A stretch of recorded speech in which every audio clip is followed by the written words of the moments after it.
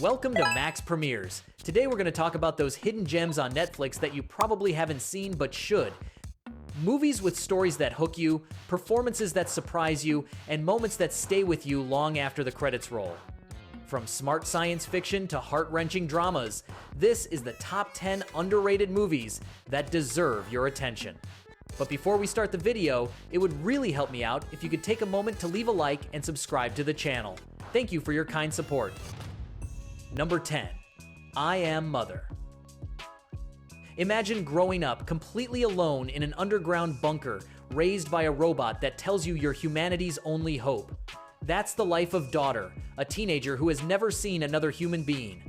Mother, her robotic caretaker, has taught her everything from ethics to science, preparing her to repopulate Earth after an extinction event. Everything seems to be going according to plan until a stranger shows up at the door asking for help. The movie works because it keeps you guessing the whole time. Does Mother really want what's best for humanity, or does she have her own plans? Is the stranger telling the truth or manipulating Daughter?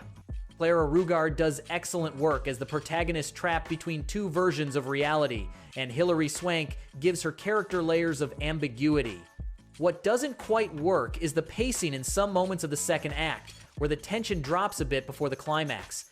But the ending leaves you thinking long after the credits roll. If you like science fiction movies that make you question what it means to be human, this one is totally worth it. Number 9. Polar.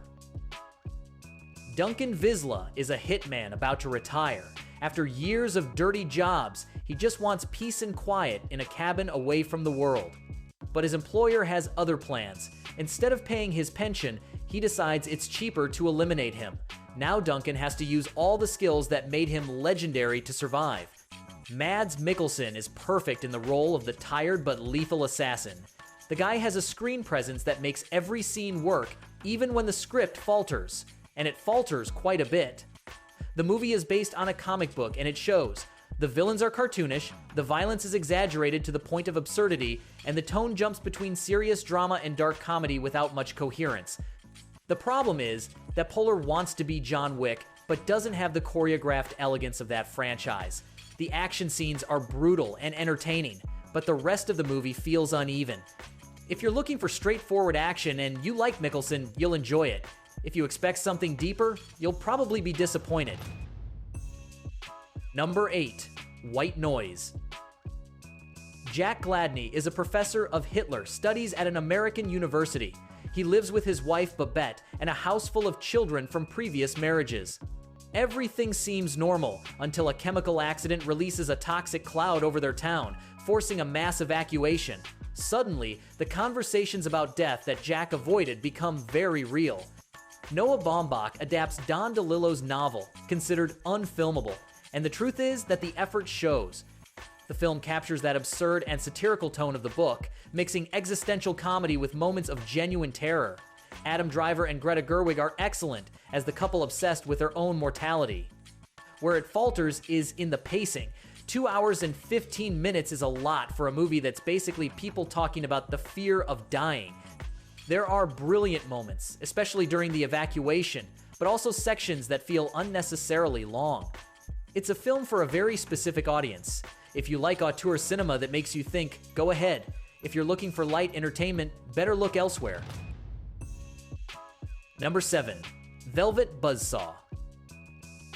The Los Angeles art world is full of inflated egos, obscene money, and limitless pretension. When a collection of disturbing paintings mysteriously appears, everyone wants a piece. Gallerists, collectors, critics. The problem is that the paintings seem to have a life of their own, and they start killing those who try to profit from them. Dan Gilroy, the director of Nightcrawler, works again with Jake Gyllenhaal, who plays an art critic as arrogant as he is insufferable. The film works better as a satire of the art world than as a horror movie. The murders are creative but predictable, and the tension never reaches genuinely frightening levels. The good thing is that Gilroy has interesting things to say about the commercialization of art and the hypocrisy of those who consume it. The bad thing is that the message becomes repetitive after the first hour.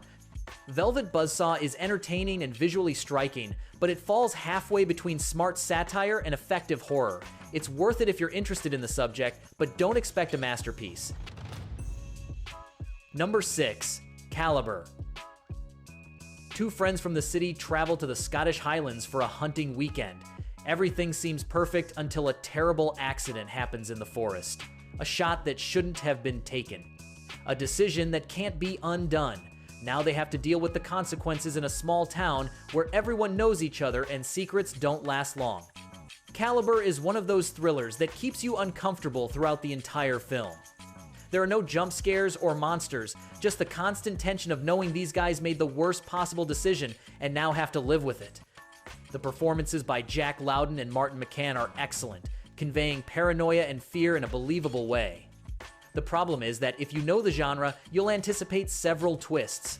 The film follows a familiar rural thriller structure where outsiders end up in trouble with the locals. But the execution is so solid that it compensates for the lack of originality.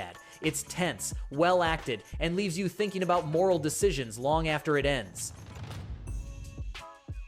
Number 5. The Discovery. Imagine that a scientist scientifically proves that there is life after death. It sounds like good news, but it has devastating consequences. Millions of people decide to commit suicide to get to that other place. In this world, Will, the son of the scientist responsible, meets Isla, a mysterious woman with a painful past. Robert Redford plays the scientist with the gravity the role requires, while Jason Segel and Rooney Mara carry the emotional weight of the story. The premise is fascinating, and the questions it raises about death, faith, and the consequences of certainty are genuinely interesting. Where the film stumbles is in the third act. Without spoilers, the final twist divides opinions. Some find it brilliant, others feel it betrays everything the film built before. The pacing can also feel slow if you're not in tune with its contemplative tone, but if you like science fiction films that prioritize ideas over action, The Discovery deserves your attention. Number 4. Private Life. Rachel and Richard are a New York couple who have been trying to have a child for years. They've tried everything: in vitro fertilization, egg donors, adoption. Each failed attempt brings them closer to the emotional and financial edge. When their niece Sadie offers to donate her eggs, family dynamics become even more complicated. Kathryn Hahn and Paul Giamatti are incredible as the lead couple. Hahn especially conveys all the frustration, hope, and exhaustion of someone who has been on this emotional roller coaster for too long. Director Tamara Jenkins doesn't romanticize the process or turn it into cheap melodrama. What makes Private Life special is its brutal honesty. It shows how difficult, expensive, and emotionally devastating the fertility process can be without offering easy answers. The humor is present but never feels out of place. It's a film that makes you laugh and cry, sometimes in the same scene. If the topic touches you personally, prepare for an intense experience. Number 3. Cargo. Australia has been devastated by an epidemic that turns people into violent creatures. Andy travels through the country's interior with his wife and baby, seeking safety. When his wife is infected, Andy has 48 hours before he becomes one too. His only mission: find someone to take care of his daughter before it's too late. Martin Freeman carries the entire film on his shoulders and does it brilliantly. His portrayal of the desperate father is heartbreaking without falling into sentimentalism. Directors Ben Howling and Yolanda Ramke expand their original short film with a surprising approach. Instead of focusing on the horror of the infected, they explore a father's love for his daughter. The problem is that if you expect constant action, you're going to be disappointed. Cargo is slow and contemplative, more interested in quiet moments than in chases. But that calm makes the tense moments more effective. It's a zombie movie for people who don't necessarily want to see zombies, and that makes it special. Number 2. Okja. Miha is a Korean girl who lives in the mountains with her grandfather and her best friend, Okja, a giant creature resembling a hippo pig that was genetically created by a multinational corporation. When the company comes to claim Okja to take her to New York, Mija will do whatever it takes to rescue her. Bong Joon-ho, the director of Parasite, mixes genres with his characteristic mastery. Okja is simultaneously a family adventure, a biting corporate satire, and a devastating critique of the food industry. Tilda Swinton and Jake Gyllenhaal are deliciously over the top as the villains, while young An Se-Yun carries the heart of the film. What makes Okja unforgettable is how it makes you love this digital creature as if it were real. When things get dark, and they get very dark, the emotional impact is genuine. It's not a perfect film. Some comedic moments don't land well and the tone shifts abruptly, but it's ambitious, original, and it'll make you think twice before eating a sausage. Number 1. The Boy Who Harnessed the Wind. William Kamkwamba is 13 years old and lives in a rural village in Malawi. His family are farmers who depend on the harvest to survive, but when floods destroy everything and famine arrives, things get desperate.